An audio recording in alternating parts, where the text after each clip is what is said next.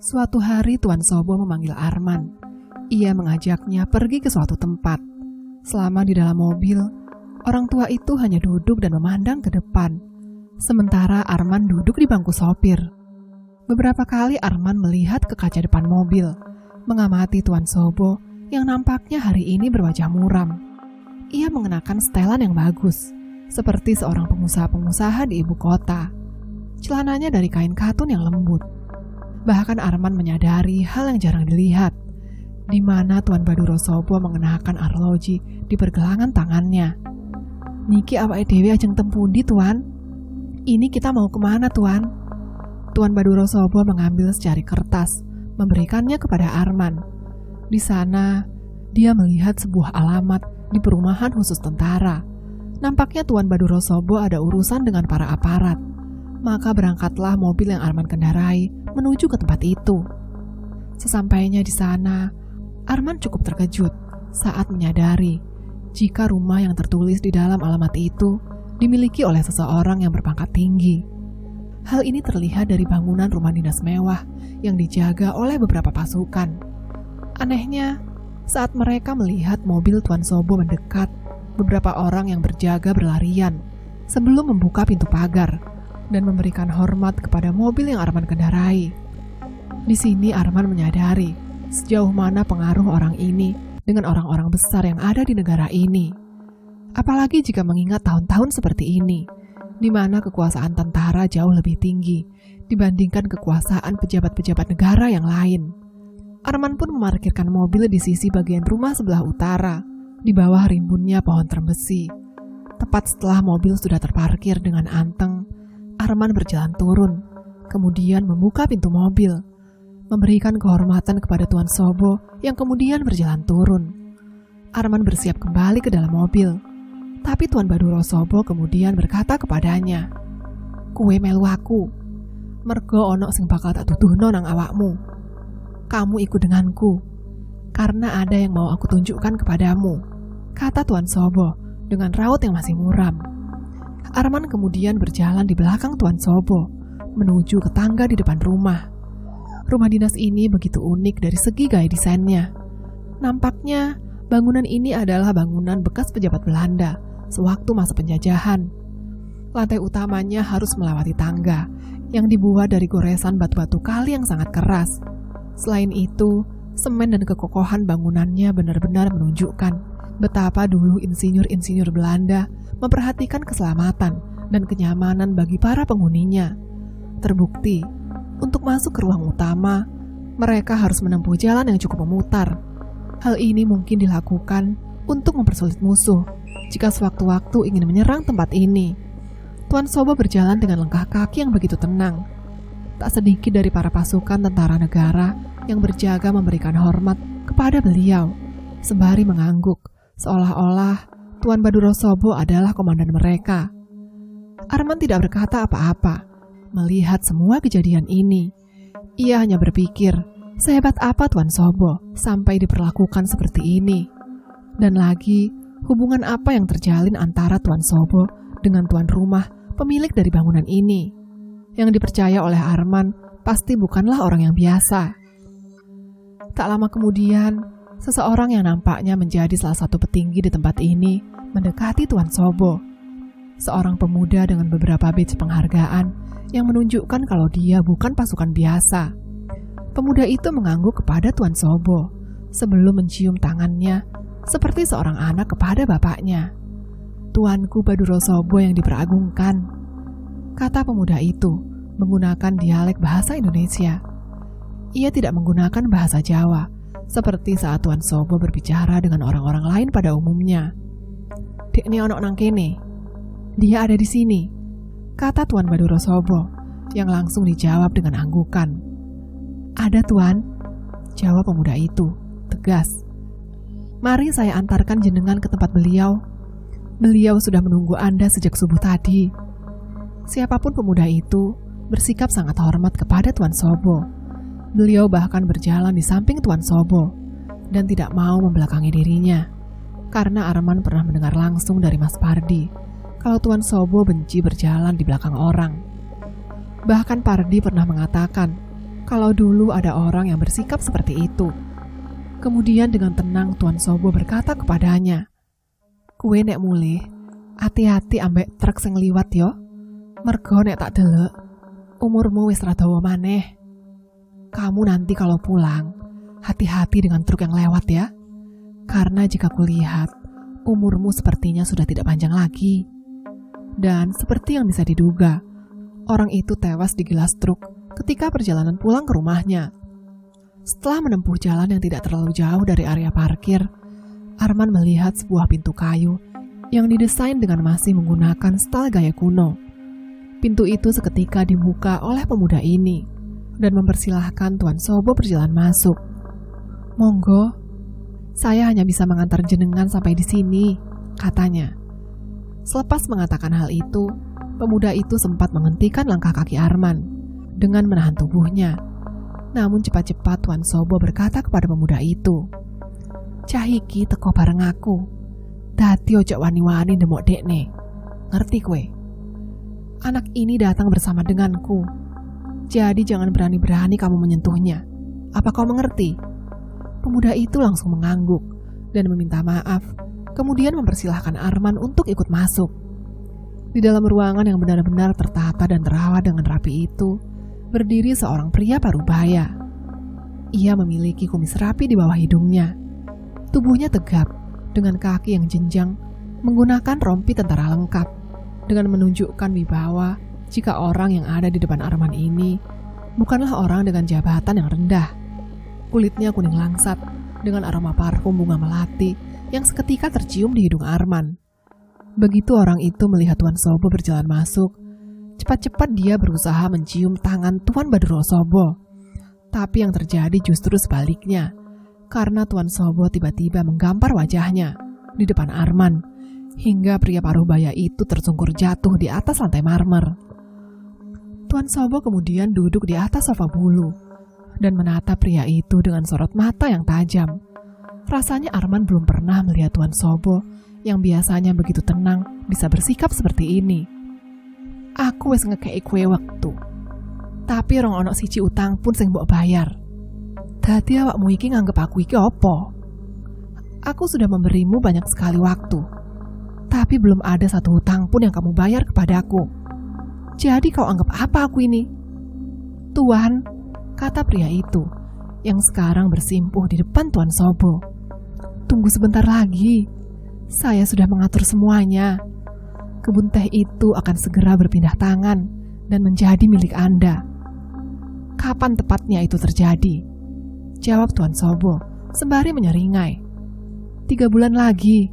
3 bulan lagi semuanya sudah akan siap. Tuan Sobo akan menguasai semua skala bisnis besar dan kecil di sekitar area tersebut." 3 bulan? Pria itu mengangguk. Tuan Sobo kemudian kembali bertanya dengan nada yang sedikit mengancam. "Wariman, kue iling, sopo sing garai kue isok lungguh nang kene? Wariman, kamu ingat siapa yang sudah membuatmu bisa duduk di tempat seperti ini?" "Jenengan Tuanku Badro Sobo, trah sing paling kulo hormati sampai kulo mati." "Anda Tuanku Badro Sobo, trah yang paling saya hormati sampai nanti saya mati." "Dadi 3 wulan yo. Jadi benar-benar 3 bulan?" tanya Tuan Sobo sekali lagi. Pemuda bernama Wariman itu langsung menunduk dan memohon kepada Tuan Sobo. 2 bulan. Tuan Sobo hanya perlu menunggu 2 bulan saja." Tuan Badro Sobo kemudian berdiri. Ia mengangkat badan Wariman agar berdiri dan tidak perlu lagi bersimpuh di hadapannya. Namun dengan suara yang sangat lembut, Tuan Sobo kemudian berbisik kepadanya, "Saulan maneh, nek kowe ra iso, aku bakal golek wong liya kanggo jabatan sing mbok gawe iki. 1 bulan lagi. Kalau kamu gak bisa, Aku akan mencari orang lain untuk jabatan yang sekarang kamu miliki. Wajah Wariman nampak pucat. Arman bisa melihat jika pria itu benar-benar ketakutan. Tidak ada lagi percakapan di antara mereka. Tak lama kemudian, Tuan Baduro Sobo bersiap untuk pergi. Tapi tiba-tiba saja, pria bernama Wariman itu kembali bersimpuh. "Tuan, saya mohon, jangan ambil anak saya. Sembuhkan anak saya. Jangan engkau kirimi dia santet yang bisa merenggut nyawanya itu. Ambil saja nyawaku, jangan anak-anakku." Tuan Sobo berbalik menoleh dengan wajah yang benar-benar menakutkan.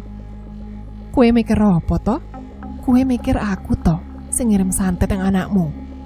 Apa kau berpikir kalau aku yang mengirim santet kepada anakmu?" "Ngapunten Tuan, ngapunten. Mboten maksud kula ngomong ngoten. Tapi, maaf Tuan, maaf. Bukan maksud saya mengatakan hal itu. Tapi hanya aku yang bisa membuat orang menderita. Begitukah yang ingin kau katakan kepadaku, hei Wariman?" Pria itu kemudian bersujud kepada Tuan Baduro Sobo. Arman baru saja menyadari jika orang tua ini rupanya memiliki sisi yang begitu mengerikan. Ia bisa membuat seorang petinggi negara sampai tunduk seperti ini. Sinting, apa masih banyak yang Arman belum ketahui tentang orang ini? Entahlah, yang jelas mulai sekarang Arman harus berhati-hati dalam mengambil keputusan. Pada perjalanan berikutnya, selepas pulang dari kediaman pria bernama Wariman itu, Tuan Baduro lagi-lagi memberikan Arman secari kertas. Kali ini dengan wajah yang mulai nampak tenang. Tuan Baduro berkata kepada Arman, "Ning alamat iku ono hadiah kanggo kue. Ayo merono nang. Pada alamat itu ada hadiah untukmu. Ayo ke sana sekarang, Nak." Arman langsung menuruti perintah Tuan Sobo. Maka ia pun menuju ke sana. Kali ini nampaknya tempat yang akan dituju adalah kediaman milik orang-orang yang super kaya. Terlihat dari jalanan di perumahannya yang memiliki bangunan-bangunan mewah, seperti milik para priai kebanyakan. Di sana, untuk pertama kalinya, Arman memberanikan diri untuk bertanya kepada Tuan Baduro mengenai siapa pria bernama Wariman itu tadi. "Lapo, apa kue penasaran? Nek aku nduduhi kue siap. Kue siap nerimo bakal tambah terikat karo aku." "Kenapa? Apa kamu penasaran?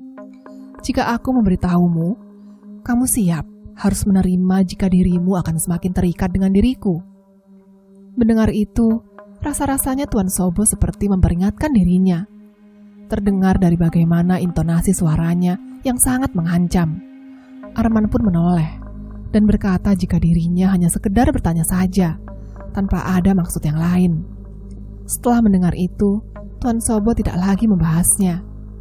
Arman pun menoleh dan berkata jika dirinya hanya sekedar bertanya saja, tanpa ada maksud lain.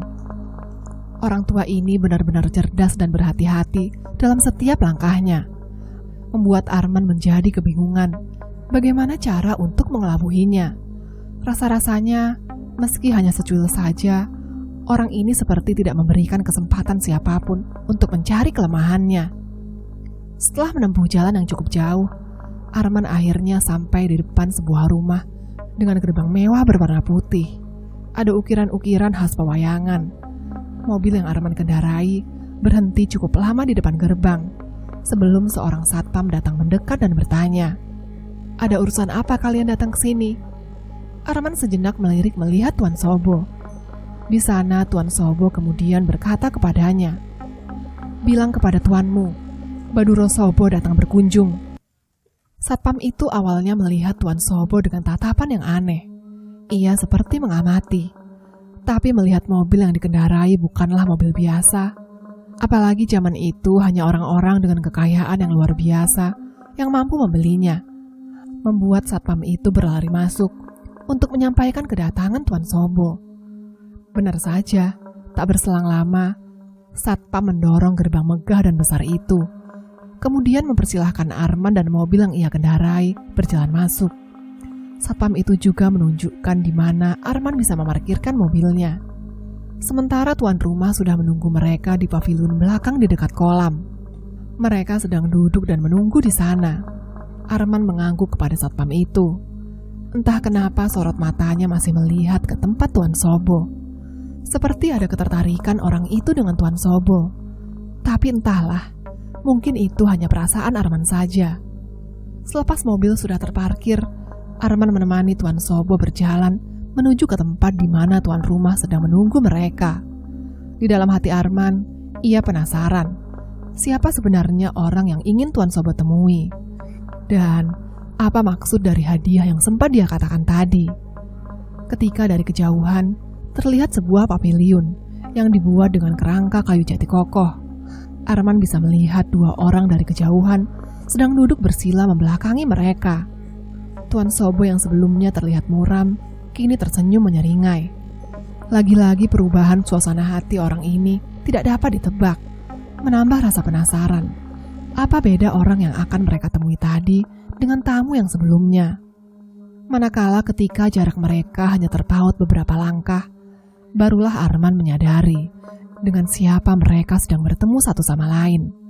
Tak lain dan tidak bukan, rupanya dua laki-laki yang sudah menunggu mereka adalah dua orang yang sama yang pernah Arman temui. Dua orang yang berada di sekitar Pak Budi saat Arman memulai bisnis dengan orang Sinting itu. Sugeng siang tuanku, Tuan Baduro Sobo yang mewarisi gelar sebagai Kala, kata salah seorang dari mereka, pria tua dengan kumis tebal. Satu dari mereka berniat menyambut Tuan Sobo dengan mencium tangannya, tapi Tuan Sobo menolaknya, kemudian berkata, "Karo aku ra usah gawe topeng. Ra usah ngatuk. Aku mrene mergo ana urusan sing kudu dimarekno karo kowe. Denganku tidak perlu menggunakan topeng, tidak perlu menjilat. Aku kesini karena ada urusan yang harus diselesaikan dengan kalian." Arman menatap wajah dua orang itu dengan sorot mata yang geram. Meskipun Pak Badi sudah dikabarkan mati di tangan Tuan Sobo, tapi entah kenapa rasa dendam kesumat itu seperti merasuki diri Arman. Ia ingin melihat dua orang ini juga merasakan apa yang dia rasakan. Dipermalukan, dicaci, dibuat hancur sampai menjadi orang rendahan. Tuan Sobo kemudian duduk bersila di hadapan dua orang itu. Ada senyuman tidak menyenangkan yang mereka pertontonkan. Entah karena Arman atau mereka sengaja mentertawai Tuan Sobo. Arman tidak tahu apa yang mereka berdua pikirkan. Yang jelas, Tuan Baduro Sobo menghadapi mereka dengan sikap yang tenang. Tuan Sobo memang bukan orang sembarangan. Mentalnya sama sekali tidak goyah, meskipun tempat ini bukanlah daerah kekuasaannya. "Langsung saja," kata Tuan Sobo. "Apa kalian berdua mengenal anak muda yang datang bersama saya ini?" Dua orang itu sejenak melihat ke arah Arman. Mata mereka nampak menyelidik, kemudian saling berpikir dan berbisik satu sama lain. Barulah salah satu dari mereka berbicara dengan suara yang lembut. "Ngapunten, saya tidak mengenali siapa pemuda ini. Apakah kita pernah bertemu, anak muda?" katanya. "Bangsat," gumam Arman di dalam hati setelah mendengarnya. Apa maksudnya mereka tidak mengenali Arman? Padahal jelas-jelas mereka yang sudah membuat hidup Arman menjadi seperti ini. "Sejujurnya," kata pria tua yang satunya, ia memiliki postur yang lebih tinggi dan ideal. Wajahnya juga terlihat bijaksana. Tapi tetap saja, di depan Arman, dia adalah salah satu bangsat yang membuat dirinya geram setengah mati. "Kami hanyalah dua orang tua biasa yang memiliki ingatan terbatas. Mungkin saja kita pernah bertemu, tapi kami terlalu tua untuk mengingatnya. Jika kami tidak mengenali jenengan, itu berarti jenengan tidak terlalu penting bagi kami berdua." Sialan, Arman kembali mengumpat di dalam hatinya. Setan alas ini memiliki mulut yang manis seperti madu, tapi begitu menusuk layaknya belati. Mereka berdua benar-benar seperti pinang dibelah dua, saling melengkapi, meskipun memuakkan dan menjijikkan di hadapan Arman. Tak berselang lama, datang seorang abdi wanita yang membawa minuman untuk mereka berempat. Seorang wanita nan ayu menaruh minuman-minuman itu di atas meja. Setelah tugasnya selesai ditunaikan, Abdi wanita itu pamit dan berniat pergi. Tapi dasarnya orang-orang tua bejat yang bertubuh pendek sempat menyentuh pantat wanita itu, membuat Arman menyadari kalau satu dari mereka tak memiliki harga diri untuk menyambut seorang tamu. Anehnya Tuan Sobo nampak begitu tenang. Yang bertubuh tinggi kemudian berkata, "Monggo, diminum dulu sajiannya. Ngapunten, saya cuma bisa memberikan ini." Arman termangu diam. Ia melihat Tuan Sobo tak menggerakkan tangannya. Wajahnya masih tenang. "Begini, aku tahu jika nyawa-nyawa kalian dijamin oleh Anggodo. Tapi kusarankan mulai hari ini, berhati-hatilah dalam mengambil keputusan. Karena tidak ada yang tahu bagaimana waktu akan bergulir. Bahkan untuk seekor singa saja, yang menjadi raja rimba sekalipun, ia masih harus waspada terhadap hiena yang ada di sekitarnya. Aku kesini hanya untuk memberi kalian satu nama. Ingat-ingat dan tulis di dalam kepala kalian masing-masing. Dayuwati ing Panggir." Setelah mengatakan itu, ada yang aneh dengan wajah orang-orang yang ada di hadapannya. Entah kenapa wajah mereka yang sebelumnya terlihat sombong dan meremehkan, tiba-tiba dipenuhi raut ketakutan. Tidak hanya itu saja, satu dari mereka tidak bisa berhenti menggertakkan giginya, seolah dia sedang kedinginan. "Kuletakkan di sini." Tuan Sobo kemudian menaruh sebuah dompet yang dibuat dari kulit kerbau. Warnanya coklat terang dan nampak terasa familiar di mata Arman. Hanya saja, Arman tidak bisa ingat di mana dia pernah melihat benda itu. Setelahnya, Tuan Sobo bangkit dari tempatnya duduk. Sebelum Tuan Sobo pergi, salah satu dari dua orang itu berkata, "Jenengan kudu iling, yen trah anom niku gak bakal meneng. Nek sampai kedaden sesuatu sing elek, jawel keluarga kulo. Anda harus ingat, jika trah anom tidak akan tinggal diam kalau sampai terjadi sesuatu yang buruk yang menyentuh keluarga kami." "Ngono," kata Tuan Sobo, seperti menahan ketawa. "Wes suwe aku gak ngerasakno adu santet karo uang sing sak derajat karo aku. Anom utawa gate. Gur ayo didelok. Sopo sing ndasing glundung dhisik." Begitu. Sudah lama aku tidak merasakan atmosfer berperang santet dengan orang yang selevel dengan diriku, Anom atau Gatih. Mari kita lihat siapa yang kepalanya terpenggal lebih dulu. Arman sama sekali tidak mengerti apa yang sedang dibahas Tuan Sobo dengan dua orang itu. Tapi nampaknya Tuan Sobo melakukan sesuatu yang membuat dua pria tua ini seperti waspada bukan main. Lalu apa maksud dari nama yang disebutkan tadi? Lalu dompet itu apa maksudnya? Sungguh, Arman seperti layaknya kerbau yang dungu, yang tidak tahu tentang apapun. "Tuan Sobo," panggil yang satu lagi. "Minumlah dulu sajian kami. Setidaknya itu tidak menodai harga diri kami yang menjamu Anda yang begitu terhormat di atas kediaman kami berdua." Tuan Sobo termangu melihat dua gelas yang ada di atas meja. Ia kemudian mengambil salah satunya, meminum semuanya langsung ke tenggorokannya. Arman juga melakukan hal yang sama. Tapi Tuan Sobo menghentikan dirinya. Orang tua itu kembali mengambil minuman yang seharusnya untuk Arman, kemudian meneguknya dengan cepat. Setelah itu, barulah Tuan Sobo berjalan pergi tanpa menjelaskan maksud dan tujuan dia melakukan hal itu. Sementara dua orang itu mengangguk berterima kasih, karena Tuan Sobo setidaknya tidak mencoreng kehormatan mereka sebagai tuan rumah. Meskipun Arman bisa melihat wajah orang-orang bangsat itu sempat menyeringai karena sesuatu. Selama di perjalanan menuju ke parkiran, Tuan Sobo berjalan terlebih dahulu. Arman hanya diam saja, tidak berani mengajak orang tua itu berbicara. Saat mobil yang akan mereka kendarai hanya terpaut beberapa langkah saja dari tempat mereka berada, Tuan Sobo kemudian tiba-tiba berhenti. "Ono siji nggon maneh sing bakal tak parani. Nanging nggon iki butuh persetujuanmu. Mergo bakal nentukno nasibmu. Kowe bakal gelem dadi abdi sejatiku apa ora, anakku Arman? Ada satu tempat lagi yang akan kudatangi. Namun, tempat yang ini membutuhkan persetujuanmu, karena akan menentukan masa depanmu. Kamu akan mau menjadi abdi sejatiku atau tidak, anakku Arman? Kaget. Rasanya ini adalah kali pertama Tuan Sobo memanggil dirinya dengan namanya sendiri. Sebelumnya, ia hanya memanggil dirinya dengan nama Le, Nang, dan sebagainya. Apa maksud dari pertanyaan ini? Kemanapun itu, saya akan menemani. Berarti, kue gelem dadi abdi sejatiku? Tanya orang tua itu lagi. Arman kali ini nampak terlihat bingung. Apa maksudnya ini? Dan jika ia melakukannya, apa yang akan terjadi dengan dirinya? Tapi Arman juga bisa merasakan kalau sepertinya dia tidak punya pilihan lain. Jika ia menolak, pastilah terjadi sesuatu yang bisa saja mengancam nyawa dan keluarganya. Arman pun mengangguk kepada Tuan Sobo. Orang tua itu kemudian berujar sekali lagi, "Dendammu pasti akan kubalaskan.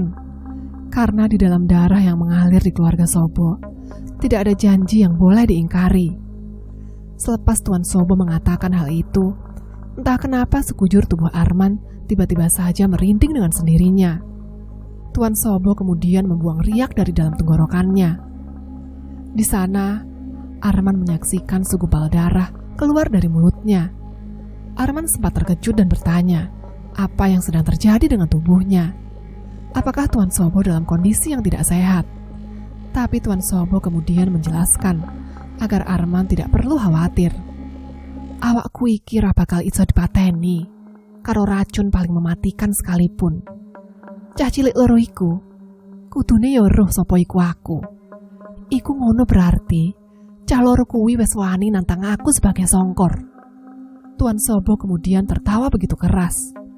Kroco cilik ae wani-wanine gawe molo karo aku. Hahaha. Tak duduhi carane nyiksa menungso. Badanku ini tidak bisa dibunuh dengan racun yang bahkan paling mematikan sekalipun. Anak kecil dua itu seharusnya juga tahu siapa aku yang sebenarnya. Ini berarti dua anak itu sudah berani-beraninya menantang aku sebagai songkor secara terang-terangan.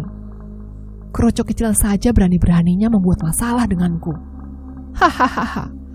Akan kuajari mereka bagaimana cara menyiksa manusia yang sebenarnya. Tuan Sobo kemudian berjalan masuk ke dalam mobil, diikuti oleh Arman yang kemudian meninggalkan tempat tersebut. Satpam yang berjaga juga sudah membukakan gerbang. Namun ia masih saja melihat ke arah tempat Tuan Sobo duduk. Tuan Sobo pun meminta Arman menghentikan mobil sebentar. Di sana, Tuan Sobo kemudian mengatakan sesuatu kepada satpam tersebut. Kowe kumbengi bakal mati, yen ra nuruti perintahku. Jam 11, ketoken drijimu, terus pendemen nang jero lemah. Nek kowe nuruti aku, mene bakal ono duit sak kresek sing dikirim nang omahmu. Kamu nanti malam akan mati jika tidak menuruti perintahku. Jam 11 malam, potong satu jarimu, lalu tanam di dalam tanah yang ada di rumah ini. Jika kau menuruti perintahku, besok akan ada uang satu kresek yang dikirim ke rumahmu. Arman sempat terkejut ketika mendengarnya. Mana mungkin orang ini mau melakukannya. Lagi pula, Tuan Sobo juga menyuruh memotong satu jarinya. Orang Sinting pun akan menolak. Tapi anehnya, satpam itu kemudian mengangguk dan berkata, "Laksanakan, Tuanku Kalasobo." Arman lalu melaju meninggalkan kediaman orang-orang sialan itu. Sementara si satpam hanya termangu kosong, memandang kepergian Arman yang perlahan semakin menjauh. Tempat terakhir yang Arman tuju, kali ini lebih jauh lagi, bahkan masuk ke dalam sebuah desa di kaki gunung. Arman ingin bertanya, dengan siapa lagi Tuan Sobo akan bertemu. Namun orang tua itu nampaknya tidak akan menjawab jika Arman menanyakan hal itu kepadanya. Hingga sampailah mereka di sebuah tempat sepi, di mana ada pabrik kayu tua peninggalan Belanda yang sudah lama tidak pernah beroperasi lagi. Di tempat itu, Tuan Sobo menunjuk ke gerbang besi yang nampak sudah berkarat. Di dalamnya, Arman baru menyadari kalau ada seseorang yang seperti sudah menunggu kedatangan mereka. Rupanya itu adalah Faiz, salah satu dayang milik Tuan Sobo. Untuk apa anak itu ada di tempat seperti ini? Arman pun segera menghentikan laju mobil. Faiz seketika datang mendekat. dan membukakan pintu mobil, sembari berkata kepada Arman, "Orang itu sudah ada di sini, Tuanku Kalasobo." Tuan Sobo berjalan turun. Ia juga meminta Arman agar mengikuti kemana mereka pergi. Di malam yang sangat gelap ini, pabrik tua tempat produksi kayu-kayu yang dulu difungsikan oleh Belanda ini seperti bangunan kosong yang terasa wingit. Arman merasa yakin jika di tempat ini hanya ada mereka bertiga. Namun jika mendengar dari ucapan Faiz yang berkata jika orang itu sudah ada di sini, itu berarti mereka sedang tidak sendirian. Tapi, apa yang mau Tuan Sobo lakukan di tempat ini? Entahlah, Arman masih mengira-ngira, karena Tuan Sobo tak menjelaskan sedikit pun tujuan kenapa mereka ada di tempat ini. Tuan Sobo bersama dengan Faiz berjalan lebih dulu. Mereka memasuki bangunan yang sebagian besarnya adalah kerangka besi yang sudah lama sekali ditinggalkan. Tidak ada apapun di tempat ini, kecuali bebauan lembab dari hujan yang sebelumnya mungkin turun. Selain itu, gelonggongan kayu-kayu peninggalan berserakan di sana-sini menambah kengerian tempat ini. Jauh mata memandang, Arman tidak merasakan kehadiran manusia selain mereka bertiga. Suara binatang malam juga tidak terdengar seperti tempat-tempat sepi pada umumnya, membuat bulu kuduk Arman sejenak berhenti. Manakala ketika mereka sudah berjalan semakin masuk ke dalam bangunan terbengkalai ini, Arman melihat satu pintu di ujung lorong pabrik, tempat gudang penyimpanan, yang entah kenapa terasa begitu mencekam. Arman mengikuti, tak satu pun dari Faiz maupun Tuan Sobo yang berbicara. Mereka hanya diam saja, sembari berjalan tanpa ada perasaan takut di wajahnya. Arman pun begitu, meskipun ia tidak bisa menyembunyikan jika dirinya merasa tidak nyaman berada di tempat ini. Namun dirinya mengerti, kalau tidak ada pilihan lagi selain menuruti apa kata Tuan Sobo, sekaligus mencari informasi sebanyak-banyaknya untuk bekal sebelum Arman dan Pardi memulai rencananya. Mereka bertiga kemudian memasuki pintu tersebut. Seperti yang Arman duga, ini adalah tempat gudang penyimpanan kayu-kayu lama. Lokasinya berada jauh di dalam bagian pabrik paling dalam, tersembunyi dan sulit dijangkau. Selain itu, tempat ini nampaknya jauh dari mana-mana, sehingga meskipun ada seseorang yang berteriak keras pun, tidak akan ada seseorang yang bisa mendengarnya. "Tuan, kita sedang apa di tempat ini?" tanya Arman, memberanikan diri untuk bertanya. Tuan Sobo hanya menatap Arman, kemudian tersenyum, seolah ingin memberinya sebuah kejutan.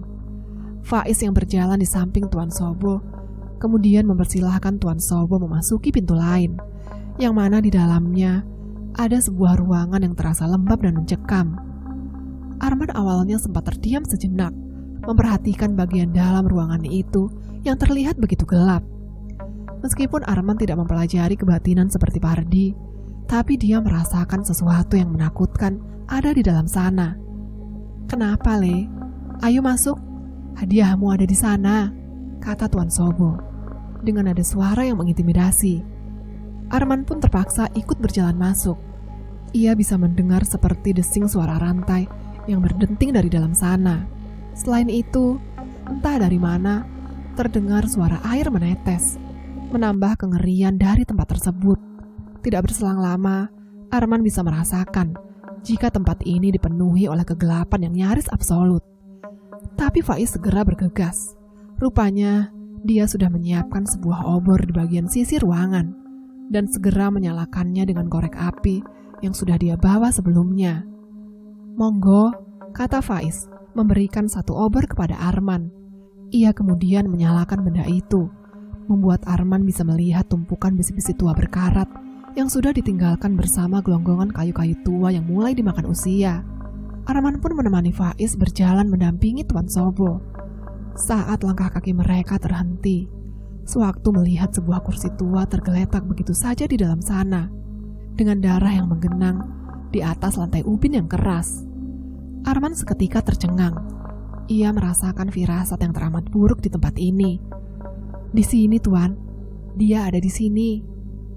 "Dokno, turunkan," kata Tuan Sobo memberi perintah kepada Faiz. Anak itu segera memberikan obor yang dia bawa kepada Arman, sebelum berjalan mendekati sisi tiang penyangga bangunan tua ini, sambil memutar sebuah pemutar rantai. Dan Arman bisa melihat sesuatu yang teramat mengejutkan. Arman dibuat tidak percaya saat ia melihat ada seorang manusia yang kepalanya dibungkus menggunakan kain pembungkus padi yang dipenuhi dengan darah yang merembas keluar. Orang itu diikat dengan rantai dan digantung entah berapa lama oleh Faiz. Faiz menurunkan rantai itu sampai beberapa sentimeter dari permukaan tanah.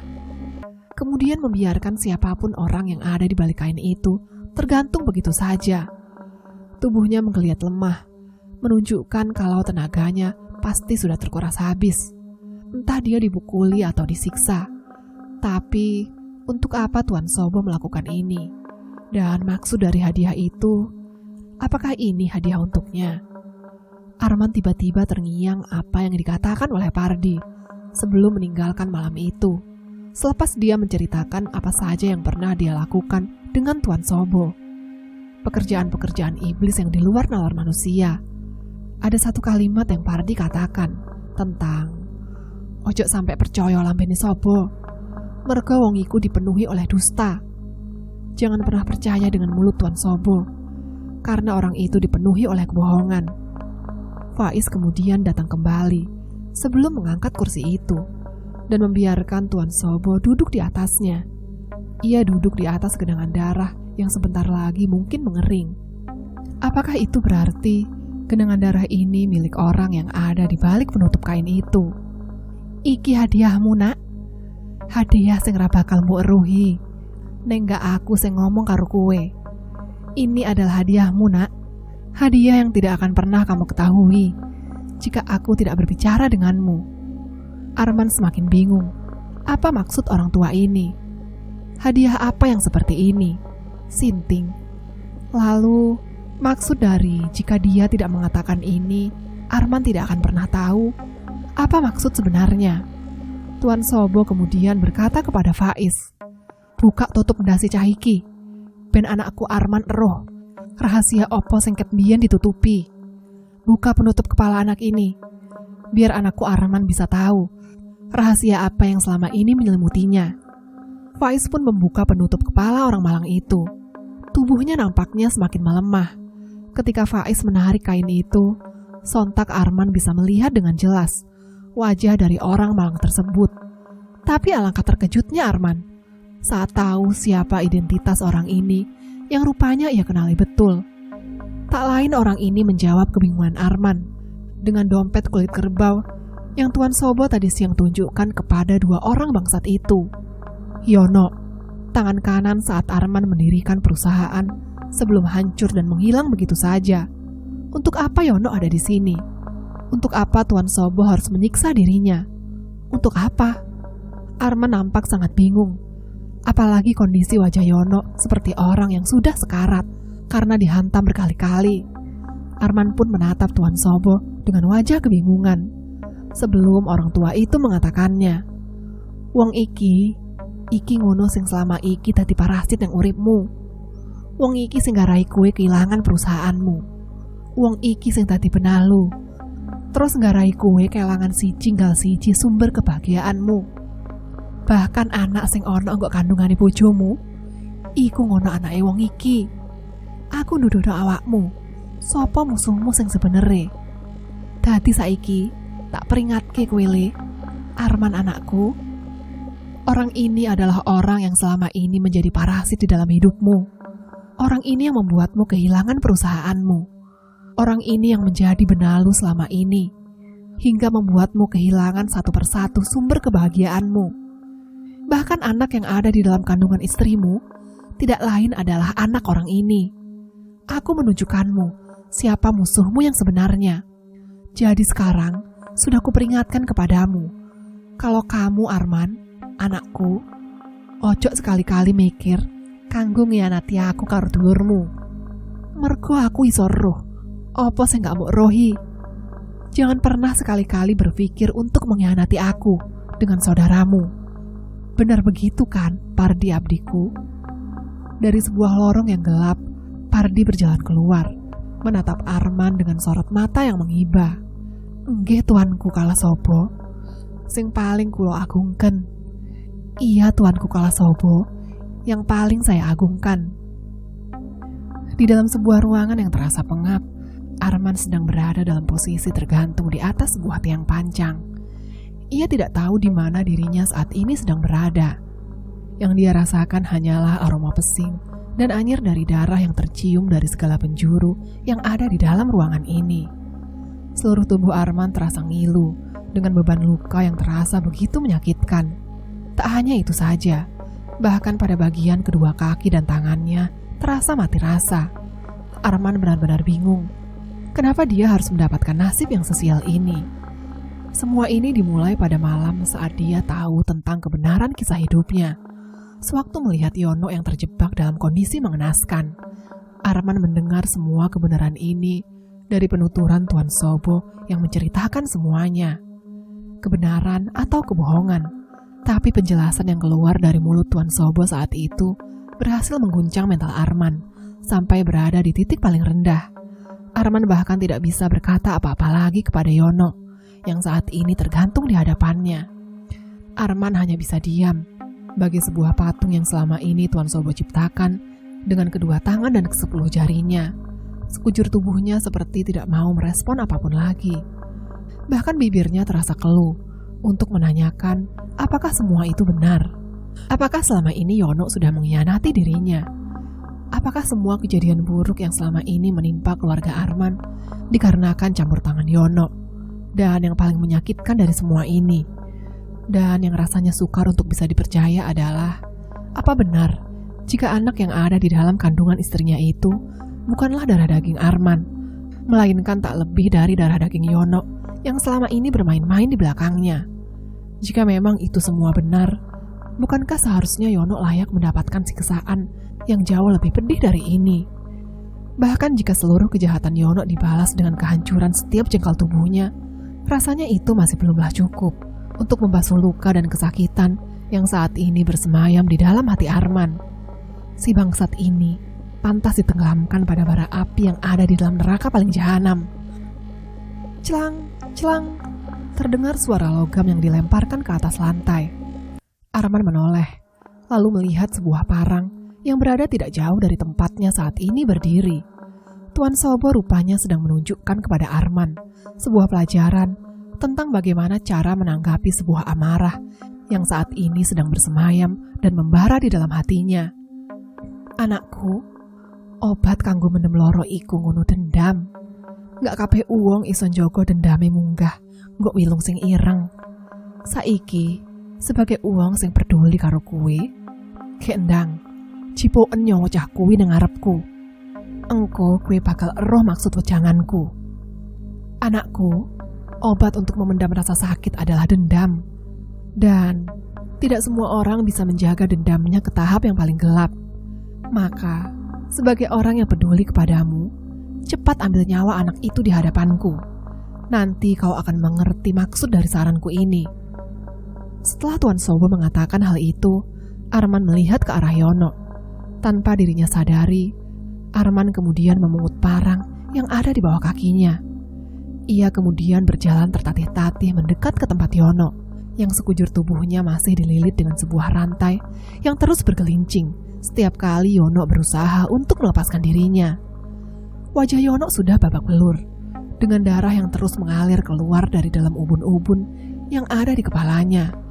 Ia pasti dihajar habis-habisan, entah oleh Faiz ataupun Pardi, yang selama ini menjadi kaki tangan bagi Tuan Sobo untuk melakukan tindakan-tindakan yang kelewat keji dan tidak manusiawi. Arman tidak tahu siapa pelaku di balik aksi sinting ini. Sementara jauh berada di belakang tempat Arman dan Yono berhadapan-hadapan, Pardi sedang melihat setiap detil kejadian ini dengan sorot mata yang kosong. Pria itu benar-benar tidak bisa diduga pergerakannya. Apakah dia baru saja mengkhianati Arman setelah menjelaskan segala rencana yang penuh dengan omong kosong itu? Sialan, batin Arman dengan ekspresi wajah yang terlihat semakin gusar. Selama ini, rupanya ia dikelilingi oleh ular. Arman benar-benar merasa kalau dirinya layak disamakan dengan seekor keledai yang dungu, sehingga terlalu mudah untuk dibohongi oleh ular-ular ini. Tapi apa alasan Pardi melakukan hal ini? Apa yang menjadi tujuan dari orang keparat itu yang sebenarnya? Bukankah dengan mengatakan segala niat dan rencana ini kepada Tuan Sobo akan membuatnya ikut merugi? Apalagi jika hal ini masih berhubungan dengan nyawa adik dan calon keponakannya. Arman benar-benar bingung dengan posisinya saat ini. Yono yang setengah sadar kemudian meronta-ronta sekaligus menghibah. Ia bertutur kata dengan nada suara yang parau sembari memelas. Pria malang itu memohon dan meminta ampun atas segala perbuatan yang sudah pernah dia lakukan kepada Arman dan keluarganya. "Mas, ojo mas, kulo nyuwun ngapura. Kulo mboten niat ngianatin jenengan. Ngapunten mas, ngapunten sing kathah mas. Mas, jangan mas, saya minta ampun. Saya tidak berniat mengkhianati Anda. Maaf yang sebesar-besarnya. Saya sangat menyesal." Arman kemudian berdiri, sembari menggenggam erat parang yang saat ini ada di tangannya. Di belakangnya, Tuan Sobo sedang memperhatikan setiap tindakannya. Wajahnya nampak bengis, menunggu darah segar mengalir dari batang lehernya. Hanya saja yang menjadi masalah di sini, Arman belum pernah sekalipun membunuh seorang manusia selama hidupnya. Jangankan membunuh, menyakiti pun rasanya Arman belum pernah melakukannya. Meskipun dia tidak menampik jika pernah melakukan tindakan kotor untuk memuluskan usahanya. Jadi sekarang, Arman merasa tidak yakin jika bisa melakukan tindakan yang sekeji itu. Terlebih lagi untuk mencabut nyawa dari orang yang pernah dia kenal. Sekujur tubuh Arman tiba-tiba merasa gemetar hebat. Satu tangannya mulai bergerak menyentuh dagu Yono yang sudah bersimbah darah. Bagian dalam mulut orang itu sudah nyaris hancur dan membuat Yono seperti orang pesakitan. Ia tidak berhenti memuntahkan darah dari dalam mulutnya. Arman kemudian mengangkat dagu orang itu, sementara tangan lainnya mengarahkan parang tepat pada bagian jakun. Hanya tinggal menariknya, maka goresan parang yang begitu tajam itu akan melukai dan menggorok leher Yono. Tapi tetap saja, Arman tiba-tiba saja berhenti dengan tubuh yang gemetar hebat. Dia benar-benar merasa bingung. Apakah bisa melakukannya? Apakah dia bisa membunuh Yono setelah apa yang sudah dia lakukan kepadanya? Lapo nang, terus no. Cah kuwi sing garai awakmu iso ono nang kene karo aku. Cabut nyawane. Kuwi bakal oleh sing mbok kepingini. Tak jamin nyawamu ambek tanganku. Kenapa nak? Anak itu sudah membuatmu berada di sini bersamaku. Ambil nyawanya, dan kau akan mendapatkan apa yang selama ini kau inginkan. Kujamin nyawamu dengan tanganku. Arman masih terdiam mematung. Tangannya belum juga bergerak dari tempatnya. Sementara dari belakang, terdengar suara langkah kaki Tuan Sobo sedang berjalan mendekat ke arahnya. Saat itu Arman sedang dalam posisi berdiri. Tuan Sobo kemudian berbicara lagi dengan setengah berbisik di telinga Arman. "Istrimu, orang yang selama ini kamu percayai, rupanya tidak lebih dari wanita yang sedang mengandung benih manusia lain. Dan manusia lain itu sudah kau anggap seperti saudara kandungmu sendiri. Sekarang, apakah dia masih pantas mendapatkan belas kasihanmu? Mau sampai kapan engkau menjadi orang yang paling bodoh, yang terus-menerus hidup hanya untuk ditertawakan oleh orang-orang yang bahkan tidak layak untuk menikmati keindahan dunia ini?" Mendengar hal itu, tiba-tiba saja tubuh Arman mendadak mengejang dengan sendirinya. Dia benar. Apa yang baru saja Tuan Sobo katakan kepadanya, semua itu terdengar benar. Selama ini Arman mempercayai Yono seperti mempercayai saudara kandung sendiri. Tapi akhirnya dia juga yang mengkhianatinya. Maka, untuk apa lagi Arman menjaga rasa belas kasihan ini? Arman pun mendorong bagian parang yang tajam, menembus tenggorokan orang itu. Darah Yono seketika menyembur keluar sebelum mengalir lembut ke tubuhnya yang saat ini dalam kondisi telanjang. Arman bisa melihat dengan mata kepala sendiri bagaimana benda tajam itu melukai jakun pada tenggorokannya dan membuat Yono seperti orang yang sedang tersedak darahnya sendiri. Matanya melotot kesakitan, tapi sekujur tubuh Yono hanya bisa kejang-kejang, seperti orang yang berada di ambang kematian. Arman yang melihat kejadian itu sadar kalau sebentar lagi Yono pasti akan mati, sehingga Arman tidak mau membuang-buang waktu untuk membuat Yono si pengkhianat itu lolos dari rasa sakit yang sudah Arman pendam selama ini. Parang yang sudah menancap begitu dalam di batang leher Yono kemudian ditarik dan membuat bagian kelenjar tenggorokannya teriris-iris. Yono menjerit, tapi suaranya tidak dapat keluar. Hanya gelonggokan kesakitan dan tubuh yang rasanya semakin tersiksa, mendapati kepahitan yang teramat luar biasa. Tak lama berselang, parang pun terlepas dari batang leher Yono. Di sana, Arman kemudian menyadari kalau untuk pertama kalinya, dia sudah membunuh seorang manusia di dalam hidupnya.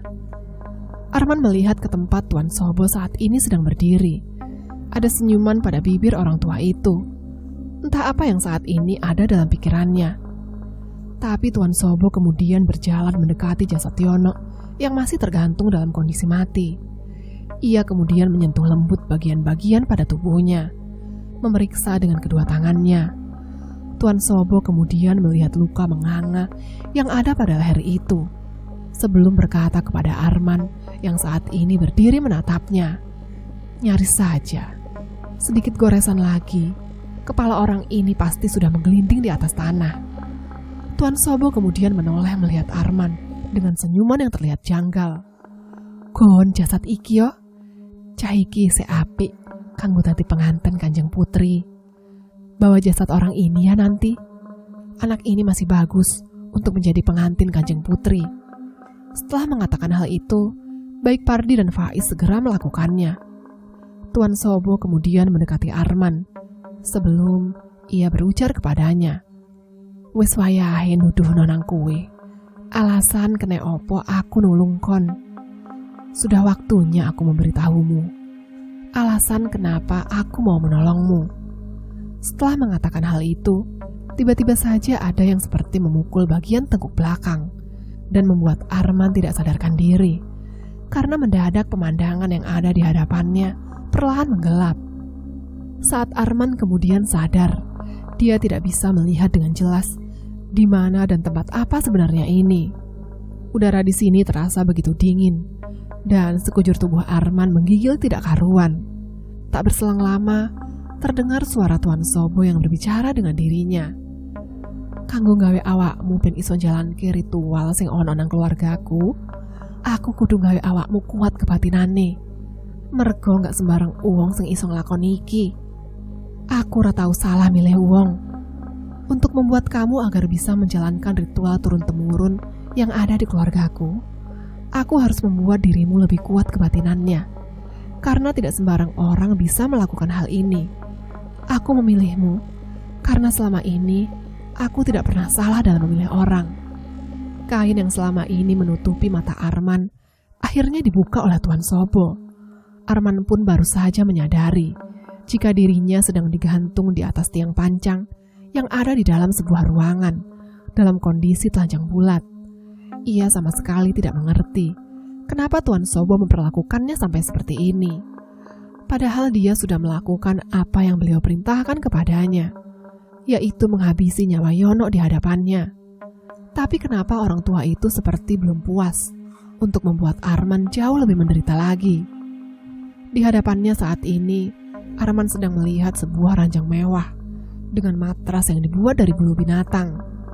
Di atasnya ditaburi kelopak bunga-bungaan berwarna merah dan putih, layaknya seperti sebuah ranjang untuk pengantin. Arman yang saat ini tergantung dengan dua kaki melayang di udara karena kedua tangannya diikat dengan tali tampar yang ditali mati pada tiang pancang. Di dalam ruangan yang terasa semakin dingin, Arman hanya bisa diam sembari menahan sakit dan ngilu pada otot-otot di tubuhnya. Arman benar-benar bingung dan khawatir dengan nasibnya. Ia takut jika Tuan Sobo akan melakukan sesuatu kepadanya. Rasa sakit dan perih seperti menjalar di sekujur tubuhnya. Arman sendiri hanya bisa menunggu apa yang nanti akan Tuan Sobo lakukan kepadanya. Orang tua itu sendiri sedang mengenakan pakaian tidur dengan bahan kain yang dibuat dari beludru. Dari mata Arman saat melihat iblis sinting itu, rasanya begitu menakutkan, sekaligus mengerikan. Dan tak berselang lama, dari pintu utama yang ada di dalam ruangan ini, datang seseorang yang Arman kenal. Mereka adalah Faiz dan satu pemuda lagi yang berstatus sebagai dayang milik Tuan Sobo. Mereka berdua melangkah masuk ke dalam ruangan ini, sembari membopong tubuh seseorang yang membuat Arman tidak bisa berhenti untuk melihatnya. Ketika Arman memperhatikan sosok yang dibawa oleh Faiz dan pemuda itu, ia dibuat terkejut, sampai sebagian tubuhnya tersentak, menyaksikan kalau yang mereka berdua bawa adalah jasad Daryono, yang sebelumnya Arman bunuh atas perintah Tuan Sobo. Arman termangu diam, menyaksikan apa yang akan Tuan Sobo lakukan kepada jasad Daryono, yang saat ini sudah dalam kondisi terbujur kaku. Bagian lehernya juga dalam kondisi luka yang terbuka setelah dijahit dengan cukup rapi. Faiz dan pemuda itu kemudian membaringkan jasad Yono di atas ranjang yang terkesan begitu mewah, seperti layaknya tempat untuk sepasang pengantin yang akan melangsungkan bulan madu. Selepas Faiz dan pemuda itu melaksanakan tugas mereka, mereka kemudian mendekati Tuan Sobo yang sekarang sedang membentangkan kedua tangannya sembari melihat ke tempat Arman yang saat ini sedang dalam posisi tergantung. Faiz dan pemuda itu membuka pakaian Tuan Sobo dengan sangat lembut, seperti raja yang dimanjakan oleh para abdinya. Setelah orang tua gila itu hanya berdiri tanpa busana, kecuali celana dalamnya yang berwarna putih, barulah Faiz dan pemuda yang menjadi dayang milik Tuan Sobo itu menunduk kepadanya, kemudian berpamitan pergi. Setelah itu, Arman bisa melihat kalau orang tua keparat itu pasti akan melakukan hal yang gila di tempat ini. Arman tiba-tiba saja merinding, menunggu aksi apa yang akan dilakukan oleh pemuja iblis ini kepada jasad orang yang sudah mati. Ia merasa menyesal, sudah terlibat dan berada di tempat ini. Arman tidak mau melihat apapun lagi, apapun yang nanti akan dilakukan oleh orang bernama Sobo Bangsat itu. Ini pasti hal yang gila, dan Arman tidak akan bisa melupakannya. Saat durungi tak mulai, langsung aja aku ngomong. Bahkan Pardi, orang tahu ngerasa no ritual iki. Dadi iso diomong, awakmu iku beruntung nang. Mergone iki mari, opo wae sing mbok pengin no, bakal keturutan. Syarate, kowe kudu dadi wong sing terus tunduk karo aku. Ngerti? Sebelum ku mulai, langsung saja aku berbicara. Bahkan orang sekelas Pardi pun belum pernah merasakan ritual ini. Jadi, bisa ku bilang kalau kamu ini cukup beruntung, nang. Karena kalau semua ini selesai, apa saja yang nanti akan kau minta, akan kuturuti. Dengan satu syarat, kamu harus mau menjadi orang yang selalu tunduk kepadaku. Mengerti? Sobo mengambil sesuatu seperti tempurung kelapa yang diletakkan di atas sebuah meja. Dengan cekatan orang tua gila itu menuang sesuatu di dalamnya, membauinya dengan hidung sebelum menyiramkannya ke atas jasad Yono. Benda itu seperti darah kental, yang sayangnya Arman tidak ketahui dari mana berdebah bangsat ini mendapatkannya. Tuan Sobo kemudian menepuk tangannya, dan dari sebuah lubang persegi 4 yang berada di bawah sudut-sudut ruangan, muncul beberapa ekor babi yang keluar dari dalam sana. Arman sejenak terhenyak, tidak tahu dari mana datangnya binatang-binatang menjijikkan ini, yang segera memenuhi ruangan yang sempit ini. Tidak hanya 1 atau 2 ekor binatang saja yang bergerak masuk memenuhi ruangan, melainkan berpuluh-puluh ekor, sampai memenuhi tempat ini, terkecuali ranjang tempat jasad Yono sedang dibaringkan. Hanya di sanalah binatang-binatang ini tidak pernah menyentuhnya. Sobo kemudian berjalan turun. Ia mengelus punggung binatang-binatang menggelikan itu, sembari tersenyum janggal melihat ke arah Arman. Nampaknya orang tua itu sedang menuju ke arahnya. Tubuhnya yang gempal dan tinggi itu hanya membutuhkan 1 kali hentakan untuk menarik dan membuat gantungan yang selama ini mengikat kedua tangan Arman terperosot jatuh dan turun dari tiang panjang tersebut. Setelah itu, Sobo mencengkeram pipi Arman dengan 1 tangan raksasanya. Lihat dan perhatikan, jika ada 1 ekor babi yang melenguh saat aku sedang menjalankan ritual ini, tunjukkan kepadaku binatang mana yang melakukan hal itu. Aku ingin kau menjalankan tugas ini dengan teliti, dan jangan melakukan 1 kesalahan pun. Jarang sekali Tuan Sobo menunjukkan nada suara yang terdengar mengancam seperti ini. Ia terdengar seperti orang yang sedang terdesak, tapi Arman sama sekali tidak mengerti maksud dari kata-katanya. Dia bilang, babi yang melenguh. Apa maksud sebenarnya? Ucap Arman di dalam hatinya. Tapi apapun itu, Dia tidak boleh melakukan kesalahan atau hal buruk bisa terjadi kepadanya. Dengan tubuh dan tangan yang gemetaran, Arman menoleh ke kiri dan kanan, melihat satu persatu binatang itu yang mengelilingi dirinya. Beberapa di antaranya nampak sedang berdesakan, memakan apapun yang ada di bawah kakinya, meskipun dalam posisi yang masih sulit, di mana kedua tangannya masih dalam kondisi terikat. Setidaknya tubuh Arman tidak lagi melayang-layang seperti tadi. Posisi itu membuat Arman bisa mengistirahatkan otot-otot yang ada pada tubuhnya. Meskipun rasa ngilu dan perih masih saja Arman rasakan. Dan sekarang Arman harus memperhatikan binatang mana yang akan dia tangkap dan adukan kepada orang tua keparat yang satu itu. Tuan Sobo kemudian bersimpuh tepat di depan ranjang tempat jasad Yono sedang terbaring. Ia seperti sedang melakukan sebuah ritual.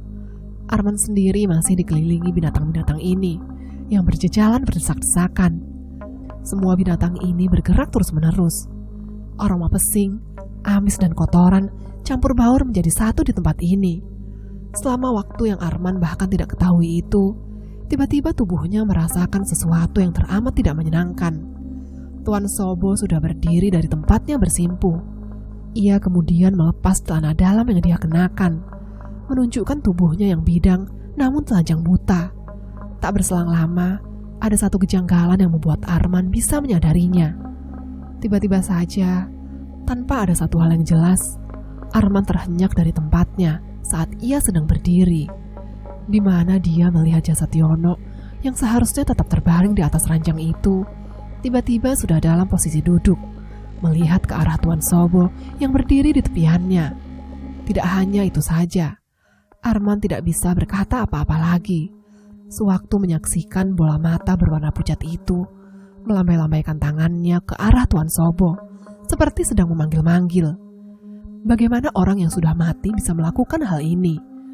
Tuan Sobo kemudian bergerak naik ke atas ranjang, menapaki lembutnya ranjang, sebelum dua orang sialan itu saling menyatu layaknya sepasang kekasih yang sedang bersenggama. Arman termangu dari tempatnya sedang berdiri. Ia benar-benar tidak mengerti apa yang sedang keparat itu lakukan, dan bagaimana jasad orang mati itu bisa bergerak seperti orang yang hidup. Jika ada tempat yang paling sinting yang pernah Arman singgahi, Arman pasti menunjuk satu tempat, dan semua orang pasti setuju dengan pilihannya, yaitu kediaman milik Tuan Baduro Sobo, karena di sanalah kegilaan yang ada di dunia sedang terjadi. Arman baru menyadari ketika Tuan Sobo sedang bercinta dengan jasad mati itu, binatang-binatang yang ada di dalam ruangan ini tiba-tiba saja tidak bergerak dari tempatnya, seperti sebelum-sebelumnya. Semua binatang itu seperti dia mematung di antara tempatnya masing-masing. Ada keanehan dan kejanggalan yang benar-benar Arman bisa rasakan, seperti menusuk ke dalam setiap denyut yang ada pada nadinya. Tempat ini tidak hanya dipenuhi oleh aroma yang sangat busuk, tapi kehitaman dari sesuatu yang benar-benar bersifat merusak. Bahkan Arman tidak dapat membendung jika sebagian tubuhnya gemetaran hebat. Dan ketika ritual gila itu sedang berlangsung, Arman akhirnya menemukannya. Ia berhasil menemukan satu ekor babi yang nampak bergerak sendirian jika dibandingkan binatang-binatang lain yang ada di tempat ini. Tidak hanya itu saja, binatang itu bergerak layaknya binatang biasa. Ia sempat menguik sebelum melenguh seperti seekor sapi.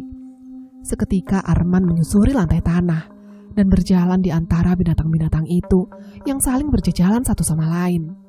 Setelah berada di atasnya, Arman menangkap binatang itu, memberinya tanda pada bagian lehernya, sebelum dia melepaskan binatang itu yang berlari menjauh dari tempat Arman sedang berdiri. Setelah tugasnya dirasa selesai, Arman bisa melihat lagi ke tempat di mana Tuan Sobo yang masih bergumul di atas ranjang dengan jasad yang sudah mati tersebut. Sewaktu Arman memperhatikan dengan detil apa yang sebenarnya orang tua sialan itu lakukan, Arman bisa melihat sebagian kepala dari jasad Yono memiliki bentuk kepala seekor babi. Arman kemudian melangkah mundur karena terkejut. Pada wajahnya, ia benar-benar dipenuhi dengan ketakutan yang terasa luar biasa. Arman pun kemudian memutuskan untuk meringkuk di sudut ruangan yang ada di balik binatang-binatang yang beraroma busuk ini. Ia bersembunyi agar tidak melihat sifat amoral yang sedang dilakukan oleh Tuan Sobo terhadap jasad Yono. Di mana ketika waktu terus bergulir, Tuan Sobo sudah berdiri dengan sorot wajah yang benar-benar membuat Arman merasa bergidik ngeri. Dari sini Arman terdiam, melihat orang tua itu yang kemudian berjalan menuju ke arahnya. Ada yang aneh dan berbeda dari fisik orang tua ini. Entah kenapa tubuhnya saat ini terlihat lebih tegap dan lebih perkasa dari sebelumnya. Selain itu, kulitnya yang sebelumnya berwarna sedikit pucat, sekarang menjadi lebih berwarna kecoklatan, seakan energinya kembali terisi penuh. Tuan Sobo kemudian menanyakan pertanyaan yang sama kepada Arman, tentang binatang mana yang melenguh saat Tuan Sobo sedang melakukan ritual itu. Arman yang baru sadar setelah Tuan Sobo mengatakan hal itu, kemudian melihat ke sana kemari, mencari binatang yang pada bagian lehernya sudah diberikan tanda oleh Arman. Meskipun Arman belum tahu apa tujuan yang sebenarnya Tuan Sobo lakukan terhadap binatang ini, tapi ia harus benar-benar menemukan binatang sialan itu jika tidak mau mendapatkan masalah dari orang yang sudah sesinting ini. Untungnya, setelah melihat ke sana kemari selama beberapa saat, Arman melihat sebuah tanda leher pada salah satu binatang yang sedang berjejalan satu sama lain. Ia segera menangkap binatang itu dan menunjukkannya kepada Tuan Sobo. Di sana, Tuan Sobo kemudian bertanya sekali lagi, apakah Arman tidak salah dalam hal memilih babi-babi yang ada di sini. Meskipun awalnya Arman sedikit ragu, tapi Arman akhirnya mengatakan kalau dia merasa sangat yakin jika binatang yang dia tunjuk kali ini adalah binatang yang Tuan Sobo sedang cari.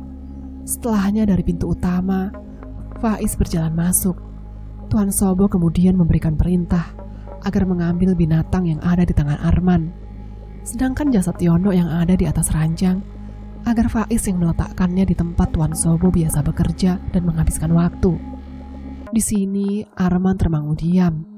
Ia tidak pernah tahu jika Tuan Sobo memiliki ruangan khusus lain yang hanya untuk dirinya sendiri.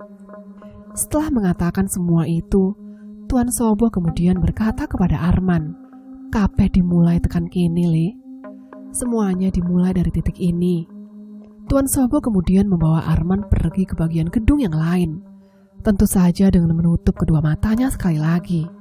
Kali ini Arman menyadari jika rasanya dia sedang berada jauh di dalam kediaman yang lain, yang dipenuhi oleh pohon-pohon tinggi dan besar. Meski matanya tidak bisa melihat, tapi kepekaannya semakin membuat Arman hanyut. Di dalam sebuah lorong yang berada di lantai paling dasar sebuah bangunan tua, Tuan Sobo kemudian berbicara kepada Arman. "Ket biyen, keluarga Sobo iku dudu keluarga biasa. Keluarga Sobo iku ngono keluarga sing nyekel gelar kala sebagai seorang rakyat. Bener, Le. Apa sing mbok delok mau iku tugasku sebagai uang sing ngabdi karo Kanjeng Putri. Aku kudu gelem kawin karo mayit-mayit lanang yen kepingin tetep nyekel takdir ning dhuwur tanganku. Saiki kowe Arman sing bakal tak percayai sebagai tangan kananku. Penderitaanmu bakal dadi tenaga sing mbok butuhno kangge ilmu sing bakal tak ajari kanggo kowe siji-sijine. Dari dulu keluarga Sobo itu bukan keluarga biasa. Keluarga Sobo itu adalah keluarga yang memegang gelar kala sebagai seorang rakyat. Benar, Nak. Apa yang kamu lihat tadi, satu dari banyak tugasku sebagai yang mengabdikan diri dengan Kanjeng Putri. Sekarang, kamu Arman, yang akan kupercayai sebagai tangan kananku. Penderitaanmu akan menjadi tenaga yang dibutuhkan untuk ilmu yang akan kuajari untukmu, yang menjadi satu-satunya." Saat itulah Arman membuka kedua matanya setelah Tuan Sobo melepas kain yang menutupinya selama ini. Di dalam sana, Arman sedang berdiri bersama dengan Tuan Sobo di sebuah lorong yang terlihat sangat-sangat gelap. Hanya ada lampu minyak yang menjadi satu-satunya penerangan di tempat ini. Lampu-lampu minyak itu digantung di atas dinding batu. Pada lorong yang terlihat panjang ini, Arman berjalan bersama dengan Tuan Sobo, melangkah semakin masuk ke dalam. Lantai tempat ini dibuat dari batu hitam yang sangat keras. Temboknya dari beton tua, dengan batu bata seukuran badan manusia. Arman nampak takjub, sekaligus ciut dengan tempat ini. Jika ada satu tempat yang membuat jantung Arman berdegup semakin kencang karena rasa takut, maka tempat inilah sejatinya yang membuat Arman tidak pernah berhenti menelan ludahnya, hingga tenggorokannya terasa kering karena sesak oleh sesuatu yang terasa benar-benar jahat. Di kiri kanan jalan, Arman melihat banyak sekali ornamen patung sebesar manusia yang berwarna tembaga tersusun di kiri dan kanan lorong ini. Dimulai dari wanita bertubuh kuda, lengkap dengan kemulai tubuhnya dan dada yang terlihat vulgar. Arman termangu melihat apakah patung ini diciptakan oleh Tuan Sobo. Tapi rasanya terlalu cepat bagi Arman untuk kagum. Di depannya lagi ada patung-patung yang lain, seperti seekor kambing berwarna hitam gelap dengan dua kaki cacat terbalik sedang berdiri seperti manusia. Arman sempat terhenti melihat patung mengerikan itu. Di bawahnya ada sebuah nama yang diukir dengan gilas, Canggakurowo yang Abdi Nulen Pokolono. Membaca itu membuat dada Arman terasa sesak. Siapa pencipta patung-patung ini? Ia mulai meragukan kalau Tuan Sobo yang membuatnya, karena rasa-rasanya kedua patung ini pasti lebih tua dari usia Tuan Sobo sendiri. Arman melanjutkan perjalanannya dan menemukan patung lain. Kali ini sosok tinggi, besar dan tegap dengan bulu binatangnya. Ia seperti perwujudan wajah seekor kerbau hitam dengan mata merah menyala. Sosok itu berdiri dengan bilah kapak yang mengerikan. Namun yang membuat Arman sedikit tertarik adalah di belakang sosok kerbau itu ada wanita yang sebagian wajahnya ditutupi oleh helai kain. Arman kembali tertuju pada ukiran nama yang ada di bawahnya. Di sana tertulis lagi sebuah nama, Senggar Turih ing Aniwar Bonorogo, awujud Saka Putri Anyuwisma.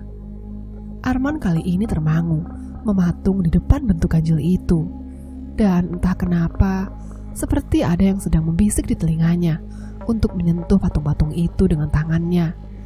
Tapi belum juga Arman melakukannya, tiba-tiba Tuan Sobo seperti menyadarkannya.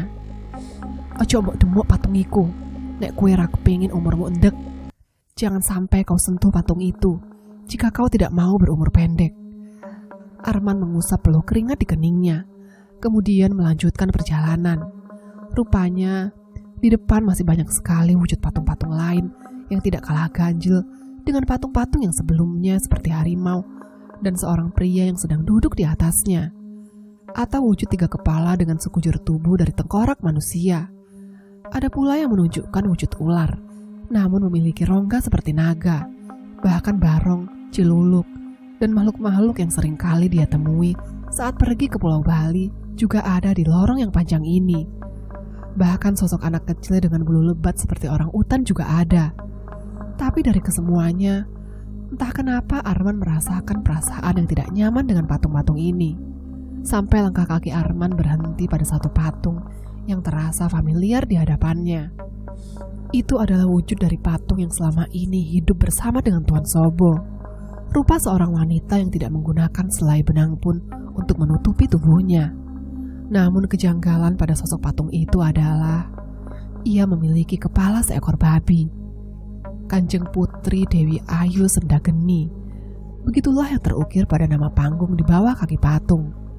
Lalu tak lama kemudian, Tuan Sobo mendorong sebuah pintu yang ada di ujung lorong, meminta Arman untuk masuk, dan di dalamnya rahasia yang selama ini ada di bawah kaki Tuan Sobo pun terungkap. Arman mendekati ruangan asing itu dengan langkah kaki yang pelan. Dari luar ruangan, Arman seperti mendengar suara seseorang yang sedang merintih dan meminta-minta tolong kepadanya. Arman tidak tahu siapa pemilik dari suara-suara ini.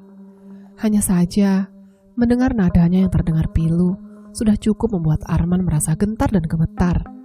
Pasti ada sesuatu di dalam sana, dan hal itu pastilah bukan hal yang bagus untuk dirinya. Untuk apa Tuan Sobo menyimpan ruang yang seperti ini? Tuan Sobo sudah berjalan masuk dengan membawa lampu minyak. Tak lama berselang, Arman menyusul, mengikuti orang tua itu masuk setelah cukup puas melihat patung wanita berkepala babi tersebut. Rupanya di dalam sana, Arman mencium aroma wangi sebuah kembang yang tidak pernah dia rasakan sebelumnya. Seumur hidup, Arman baru mengetahui jika ada aroma wangi yang seperti ini. Tapi tetap saja, Arman tidak bisa menutupi kalau sekujur tubuhnya saat ini sedang gemetar hebat. Seolah di dalam ruangan yang pendar dengan cahaya ini menyimpan sesuatu yang sangat-sangat jahat. Dan benar saja, sewaktu seisi ruangan sudah dipenuhi oleh cahaya api dari lampu minyak yang Tuan Sobo bawa, Arman bisa melihat langsung di mana di dalam ruangan itu rupanya ada 3 orang yang diikat dalam satu kayu pancang yang sama. Sinting batin Arman melihat kondisi yang lebih gila lagi. Orang-orang itu diikat di dalam satu tiang dengan tubuh saling menempel satu sama lain. Mereka dipasak menggunakan kayu jati yang diperuncing sebelum ditusukkan secara serampangan ke sendi-sendi bagian tubuh manusianya. Dari bawah tiang ada tanah berwarna hitam legam, yang mana tumbuh akar dari sebuah tanaman yang merambat dan menghisap darah yang keluar dari tubuh orang-orang ini. 2 laki-laki dengan 1 wanita. Siapa gerangan orang-orang ini? Dan kenapa Tuan Sobo memperlakukan mereka sampai sekeji ini? Tanya Arman di dalam hati. Ia benar-benar merinding menyaksikan wajah tersiksa dari orang-orang itu. Tuan Baduro Sobo hanya melihat mereka dengan sorot mata yang kosong. Sebelum dia berujar kepada Arman, "Kon pasti bingung, sopo wong iki? Tak kenal no. Iki ngono bapak lan dulur-dulurku. Lastawa sopo, iki bapakku. Sementara sing loro iku, ya iku Nandar lan Dalima Sobo, dulur kandungku." Kau pasti bingung dan bertanya-tanya, siapa orang-orang ini? Kuperkenalkan kepadamu, ini adalah ayah dan saudara-saudaraku. Lastawa Sobo, itu ayahku. Sementara yang 2 lagi ini adalah Nandar dan Dalima Sobo, saudara kandungku sendiri. Setan, gumam Arman setelah mendengarnya. Kenapa Baduro Sobo melakukan hal biadab ini kepada keluarganya? Apakah ada cerita di balik kekejian ini? Sementara dari wajah orang-orang itu seperti ingin mengatakan sesuatu kepada Arman, namun terkendala oleh bagian dalam mulut mereka yang rupanya tak memiliki lidah. Sialan, rupanya sejak awal Tuan Sobo sudah memotong lidah mereka, sehingga tidak ada satupun dari orang-orang ini yang bisa berbicara kepadanya. Arman menatap Tuan Sobo. Ia harus tahu apa tujuan dari orang ini membawanya ke tempat ini. Apakah jangan-jangan dia juga akan memperlakukannya seperti ini? Sialan, Arman harus kabur dan meninggalkan tempat ini secepatnya. Tapi sebelum Arman menjalankan niatnya untuk kabur dari tempat ini, Tuan Sobo seperti bisa membaca pikirannya. Ia pun kemudian berujar kepada Arman, "Ra usah melayu. Nasibmu gak bakalan kaya wong-wong iki. Mergo kuwe bakal ngelakoni ritual terakhir. Ritual sing tak butuhno. Mergo kuwe uang sing tak anggap cocok. Tidak perlu kabur. Nasibmu tidak akan seperti orang-orang ini. Karena kamu akan menjalani satu ritual terakhir. Ritual yang kubutuhkan. Karena aku percaya kamu yang kuanggap paling cocok." Arman termangu sebelum mendengar Tuan Sobo mengatakannya. "Ritual Sangkaraeh. Kau harus membunuh bakal calon anakku, penerus dari keluarga Sobo ini, yang akan lahir dari rahim binatang yang sudah kau tunjukkan kepadaku saat aku meniduri jasad Yono. Kau harus membunuhnya dengan tanganmu sendiri. Jangan biarkan anak ini akan mengganggu singgasanaku. Paham?" Arman hanya bisa menelan ludah sembari bergumam di dalam hatinya. Bangsat, inikah yang sudah Parti katakan sebelumnya tentang sebuah ritual dari mana anak-anak Sobo dilahirkan? Keluarga Sobo benar-benar keluarga jelmaan iblis.